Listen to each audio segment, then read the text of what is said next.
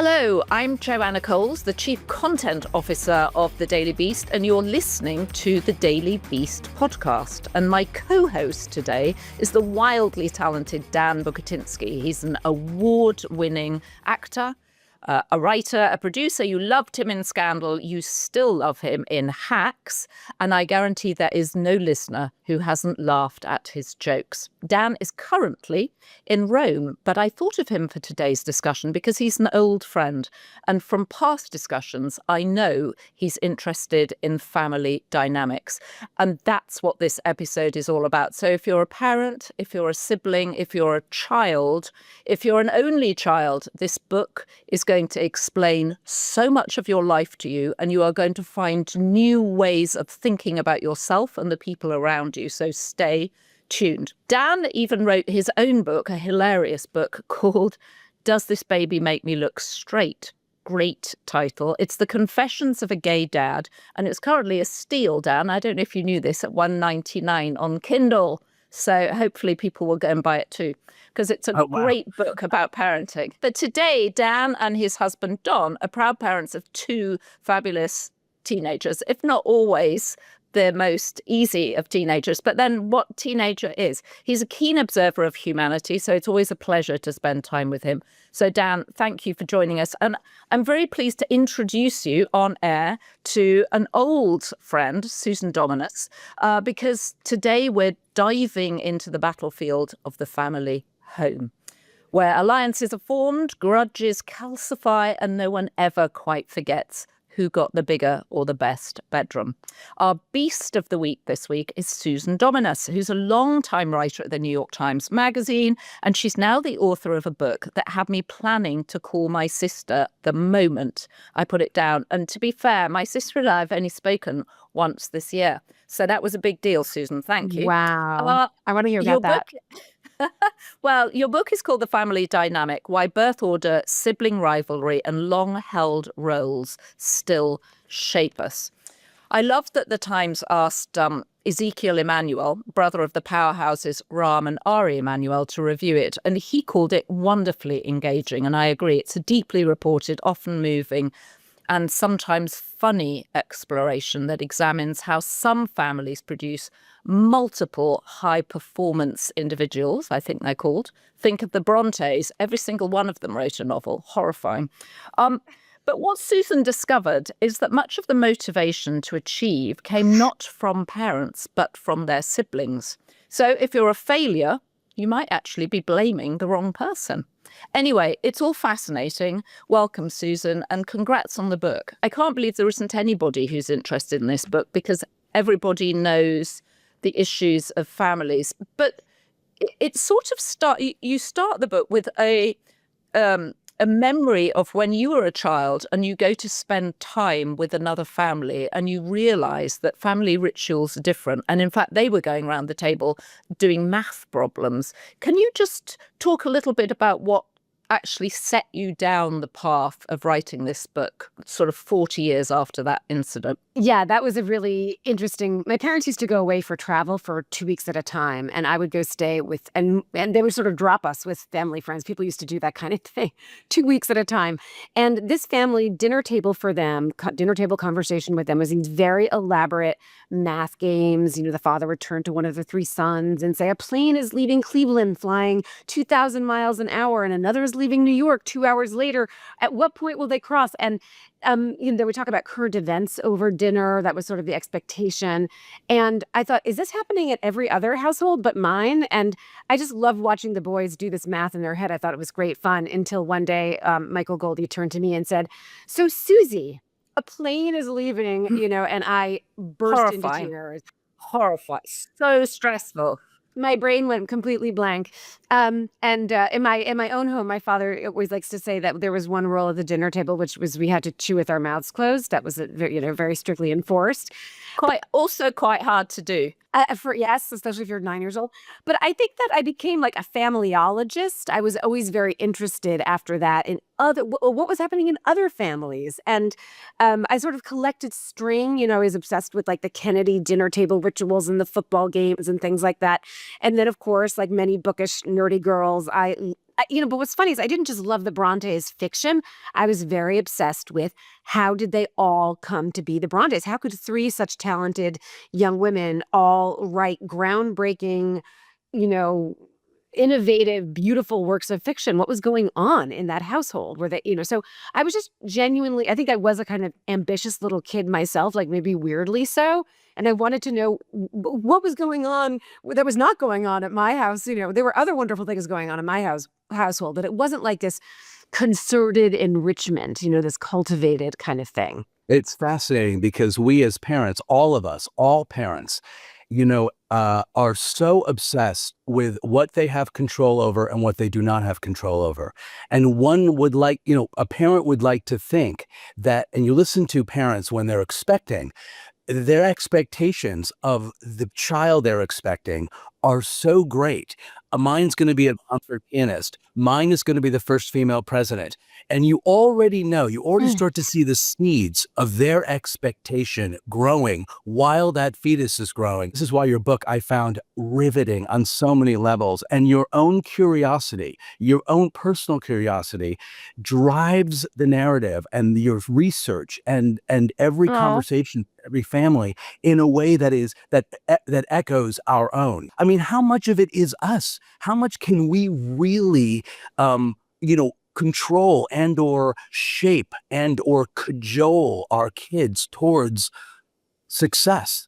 And how much are their siblings or the competition they have with their siblings the thing that's driving them towards success? I just wonder, because you call the book a mystery, and I wonder if when you finished it, you felt like it was less of a mystery or it still remained a mystery. I think this should be a relief to parents. I think it is still a mystery. I mean, there is no secret code to this. I mean, first of all, there's also a tremendous amount of luck. I mean, most successful people would say that luck played there was always some fortuitous moment that could have gone a very different way. But the idea that, a parent can make their kid into something, and then not only make their kid into something, but like control the sibling dynamics so that they interact for maximum productivity or achievement. I do think the best thing parents can do is create a spirit of possibility. You know what I mean? Possibility without pressure. So like I knew somebody who named their kid Galileo. Maybe not that. Like that seems like a lot to lay at a kid's feet. But to sort of say, look, if you want to reach for the moon, you can reach for the moon. Like that is within your power. And we've seen people do it and people have done it without saying you must reach for the moon. You must touch the moon. We will be satisfied with nothing less than you have touched the moon. So, there's only so much control parents do have. The way it basically works is who kids are is, some big portion of what accounts for the difference among people in a population is it's their genes. There is some genetic component to it, but that's not everything. The huge part of it is the environment, and parenting is just one small part of that. The environment is everything else. It's the video games they play. Was their bedroom sunny? Did they see a cool movie about whales one day? It could be anything. It's their teachers, it's their neighborhood. So I think parents should create a sense of opportunity, optimism, but recognize with humility that there only is so much you can do. Well, and one of the things that you raised in the book, and certainly we talked about when I ran into you, was this really understudied fact of sibling relationships. And in your book, you alternate between chapters about specific families. And one of the families is the Groff family, Lauren Groff, a well-known novelist, her brother Adam, who's a serial entrepreneur, and then their athlete sister, Sarah. And I was fascinated by what was clearly competition within the family among the siblings, and whether or not parents unwittingly or wittingly create that sibling rivalry. Can you talk a little bit about that? I mean, I can speak to the Groffs. So I think that the parents in that family, what they created was a tremendous sense of energy and an emphasis on productivity. One friend of Lauren's said to me, there's some houses you can kind of hang around and eat ice cream and watch TV. That was not the Groff house. So there was an emphasis on doing, But I don't know that the parents were so involved that they were actively fostering competition. The siblings would say it was all between them. I mean, obviously they were trying to please somebody, but to hear them say it, it was all about proving themselves to each other, much more to each other than necessarily to their parents. I mean, they wanted to make their parents proud, but the red hot emotional motivation that came from comparing, contrasting the siblings themselves. That was my sense. So Savitri basically said, what were you going to say, Dan? No, but just think about that. Think about the notion of a family where from birth, we know that the gaze of the mother, it means life to an infant, right? Getting her attention means life. So as an infant, we learn that there's only so much attention, there's only so much food. So naturally, a sibling comes into the picture, and there's natural competition just for those basic things. So Jump true. a few years ahead, and Father Groth is offering $1 for whoever can jump in that pool when the mucky pool gets opened. Very quickly, they are learning the value to that dad of doing something for that buck. So Dan, let's explain the anecdote in full, because if you haven't read the book yet, it's hard to know. But they open the pool at the beginning of the summer. It's freezing. It's got all sorts of bugs on it from over the winter. And then sometimes they have to break the ice on it even. And he offers them $1 to stay in for whoever stays in longest. They all have to stay in a minute, but it's whoever stays in longest, right? There was Yes. actually differing memories. Some thought like you just have to stay in for a minute. Some thought whoever stays, like Lauren remembers that as a competition. She's a very competitive person by her own admission. And so it was, to me, that was less about the siblings being pitted against each other. And it was more about instilling this value of toughness. They call it groffiness in the family. And, both Janine Groff, their mom, and their dad came from very hard Scrabble backgrounds. I mean, her dad had actually been in an orphanage because the finances were so tough. So here he is, this doctor and a very genial, benevolent human being for sure. But I think in the back of his mind, some part of him wanted his kids to be as resilient and as tough as he was, But he's also was, he went to college and played he was a college athlete. Like those people are naturally competitive. And so I do think there's something that is just in the air. But you're right. I mean, it's not just that the siblings come out and find each other. They're coming out of a maternal and paternal context. And then maybe even if they think it's about each other, it is about something else. It sort of takes on a life of its own, I would say, because it's more the parental stuff was for this family, at least. I think it was at more of a remove. Yeah. It's complicated, right? Because I mean, I have a sister, we're 19 months apart, and I don't think we are professionally competitive. We really diversified also. She went into media and I'm a journalist. But I think sometimes with our parents, even our parents are in their late 80s, sometimes I do think that we are competing for their attention, even as middle-aged women. It's so fascinating. Dan, you have a sister. Are you I competing do. for your mum's attention? Oh my God, that's such a complicated question. I think as a young kid, there's two things happening. One, I was always a performer. So I was always like making jokes and trying to get the family to laugh and dancing as fast as I can and sort of getting their attention by any chance that I could.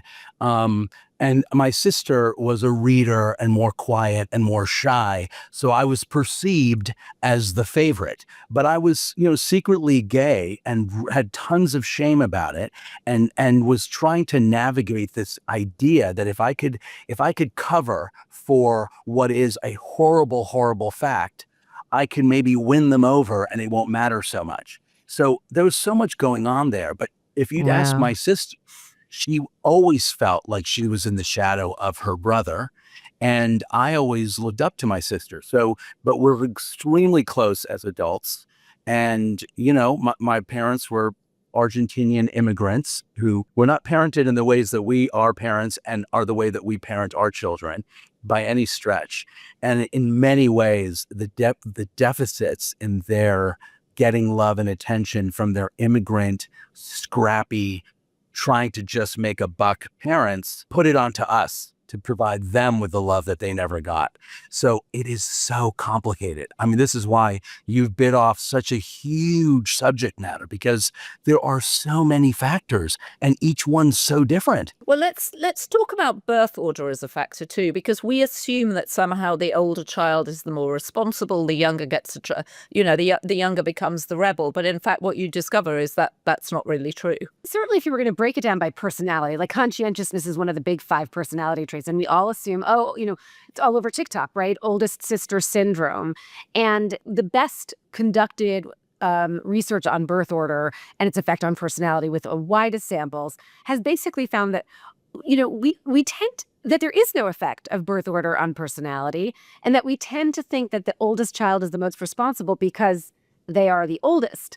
But if, the middle sibling, when that sibling reaches the same age, if you compared them, if you were able to compare them at the same age, they might be equally, or it might even go the other way. And also, if you take the oldest sibling in a family and compare them to the general population, they might not be particularly conscientious, relative to the rest of the population. So it's not as formative. Again, there's so many things going on, in a child's life. Birth order is really only one of them. And also, each of those siblings comes into the world with a certain genetic inheritance that factors towards people's personalities. So, what you do see is the oldest sibling tends to have the cognitive edge.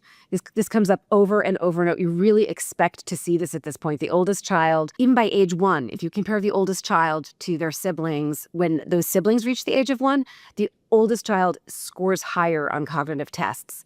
And they think it's because it's one of the best, some of the best proof we have that enrichment early on really matters. They think it's about, as you were saying earlier, Dan, not having to share your parents' gaze and attention and focus. That they're an only child for longer than the other siblings, and it apparently makes a real difference. So you have the oldest child who's the most academic, and then the other siblings, they become kind of like the funny one, or they become the sports one. They tend to differentiate a little bit because that lane has taken.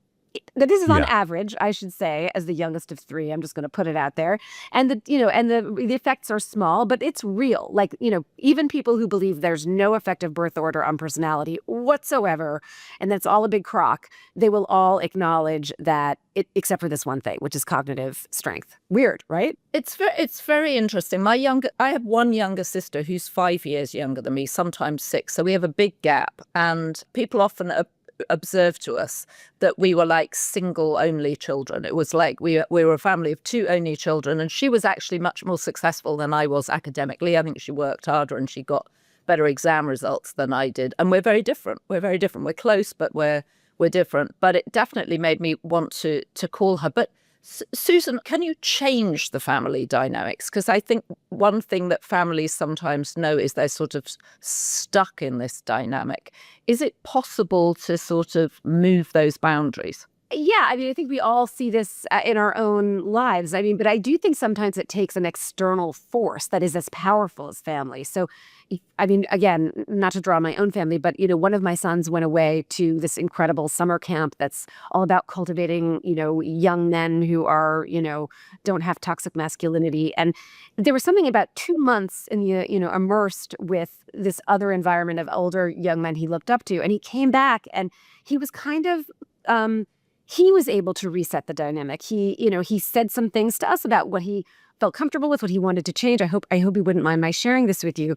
But distance allowed him to see some things. So that's just my example. But it's not easy, right? Patterns get very ingrained. It takes probably some real self-awareness. So personality also hard to change, but we know that one of the things that changes, for example, neuroticism, one of the other big personality traits, therapy. It's, therapy does help. And, I'm a big believer, and I think family therapy can be really meaningful for people because you stop saying things within a family because it's the air you breathe. It's the water that you don't even notice. And so much goes unsaid, and therapy just forces all of that stuff to get said and acknowledged. I cannot imagine anything worse than going for family therapy, either with my own family, with my parents and my sister, or my own kids. I think if I suggested to my kids we went for family therapy, they'd be horrified. But Dan, you're from California. What do you think? Well, I'm in therapy. Listen, I've been in therapy. My husband's been in therapy. Each of my kids have been in therapy, and we've been in group therapy. So there's lots of therapy happening in our family, but also we're a very untraditional family. I mean, Don and I adopted our 2 kids. We're both dads. The nature-nurture battle has been something that obviously has been extremely relevant and prevalent in our thinking from the very beginning. We made an assumption when we adopted our kids, when we decided to become parents.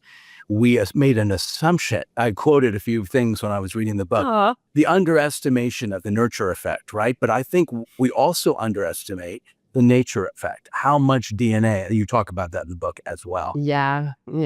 How powerful DNA is. Both of my kids come from the same birth mom from Wisconsin, who's a Mountain Dew drinking, smoking, Midwesterner who couldn't be more different than a gay Jewish dad from, Los Angeles, and raising my kids in whatever way we felt was the right way, or the books told us was the right way. And we nurtured them and reflected back what we thought were good choices, and all those words that made me want to blow my head off and still do. My kids are exactly who they were going to be. And this is just such an interesting part of the book itself, to what degree we have to embrace the fact that that infant is on a path, much of which has nothing to do with us. And the discovery of that, too late, if you ask me. Too late. Interesting. Do you think parents blame themselves for things that are beyond their control? I feel like the parents get blamed for everything at this point. I think parents do get blamed for Yes. things that are beyond their control, but also I think that they, because they think they have more control, they can do they can do real damage. So for example, I've Yeah. had parents say to me, I don't understand. I have these 2 daughters. I've raised them the same way. I set the expectations the same for both of them. And one of them is meeting the expectations and the other one isn't. And I wanted to say to her, you have to know they're different children, and probably different expectations are appropriate for them, because we know that if you set the expectations too high, that is a recipe for anxiety. If your child is not inclined that way, not every kid can be an A+ student. And if you just say, well, yeah. Who says it's the job of the kid to meet their parents' expectations? Right. Are you kidding? This is I the know. thing. Like, I had this know. revelation, Yeah. like, of course, you don't listen. My kids didn't ask to be born. They certainly were not involved in the question or the decision making of being adopted, which is a whole other subject for a whole other book. But their own feelings about who they are, how they wound up where they did, they have no business necessarily meeting our expectations or even hearing what they are. It's so interesting that some of the tools that came out of the testing, that, some of the scientific testing that they did, what language you use when you tell them what's possible, what you tell them what you hope they will do, or what you model for them and show them what's possible and just hope that they pick up on it, are such different and interesting approaches to how to parent into their adulthood. I found it riveting. I wanted to ask you one thing. You often hear of people who don't speak to a sibling. Siblings seem to be the easiest people not to speak to. Or you just hear people just no longer talk to that sibling. I'm wondering how people, if there's anybody listening who's got that situation, and perhaps as they've gotten older, they're trying to figure out, I would actually like to have more contact with this sibling. What is the sort of, are there particular ways to do it? I mean, I do think that probably parents have impact in setting siblings up against each other, possibly, or there may be complicated reasons why the siblings no longer communicate, some of which may come out of childhood. But is that something that you think is a good thing for people to do, to get back in touch with people they've lost touch with? Eamon Dolan just wrote a lovely book called, and quite poignant book called The Power of Parting, which is mostly about his own toxic mother and how long it took him to completely break off ties with his mother. And he basically advocates for, if there's someone who does not treat you as well as a friend should, there's nothing healthy about staying in that relationship. If it's, if it's really toxic, it's not your job to spend your life trying to fix it. I can't weigh in on whether somebody should or shouldn't with siblings or even parents, but there is something, a friend of mine was one of the hosts of a lovely event in honor of the book. And when she spoke, she acknowledged that there's no one who can incite fury in her the way that one of her siblings can. She tells a story in a room full of people about throwing a yogurt in a car, like right at her sibling, you know? I mean, I definitely related to that because these are relationships that go back to that red hot fury you felt as a toddler. And so I think when you feel that anger towards a sibling, it's summoning up that toddler rage and that kind of almost inarticulate resentment of whatever it is. So I think it's fraught. We fight in the car. Talk about a long car ride when you're 8 with your sibling. You're willing to punch their face against the window. You would never do that to another kid. That feeling when you become an adult can get tripped so easily. My mother and her sister do not have such a terrible relationship, and they're trying really hard later in life. One's 85, one's 79, and I keep telling them, like, you have some shared history. You have a lot.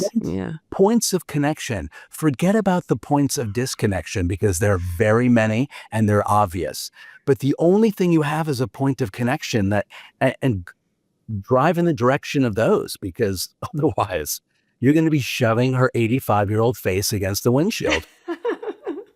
I hope that doesn't happen. Well, Susan, it's a fascinating book. Thank you very much for your time. And you've left me with the image now of Dan's poor aunt having her 85-year-old face smashed against the windscreen of the car.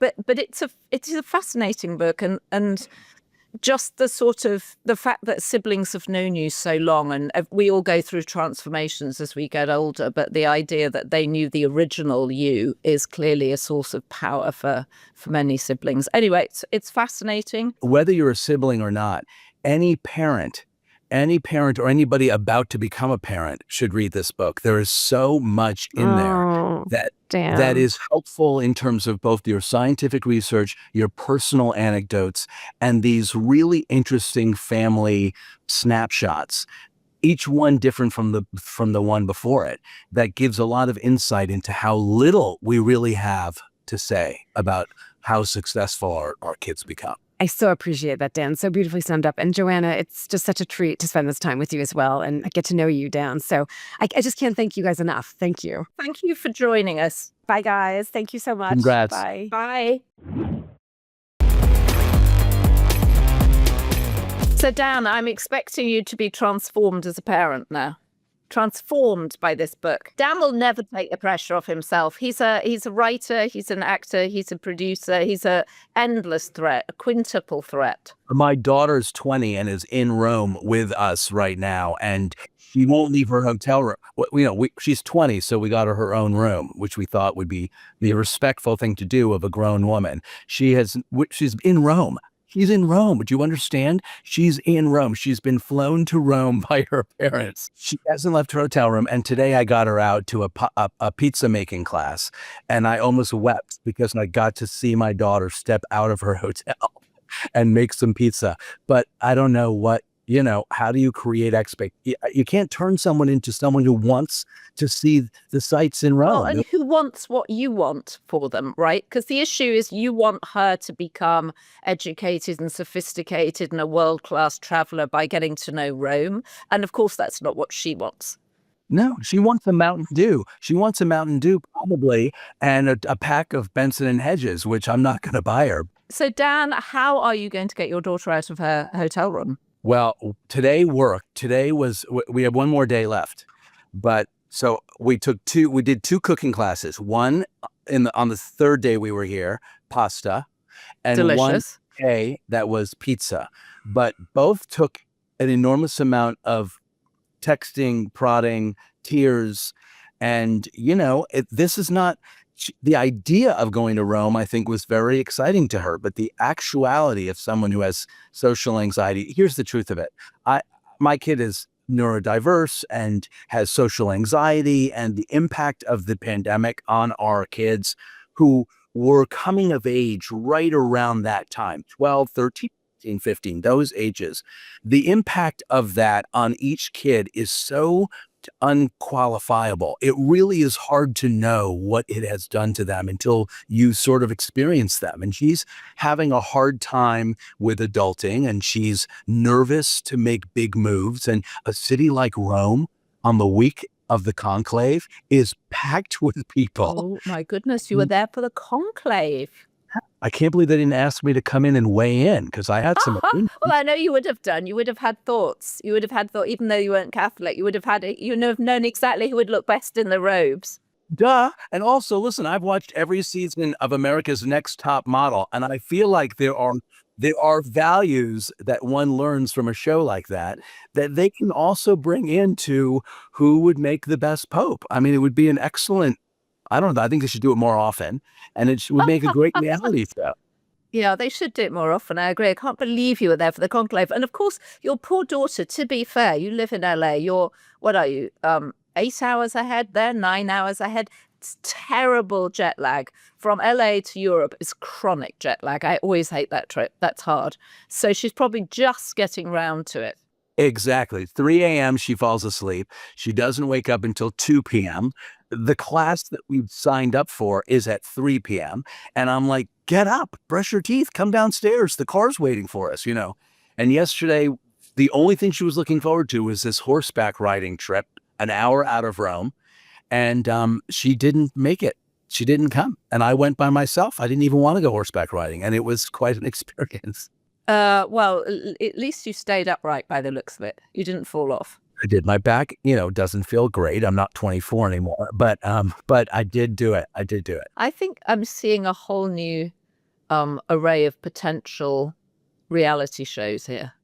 A conclave on horseback, something like that. Conclave Island, I think, has been something no one's thought of. Conclave Island.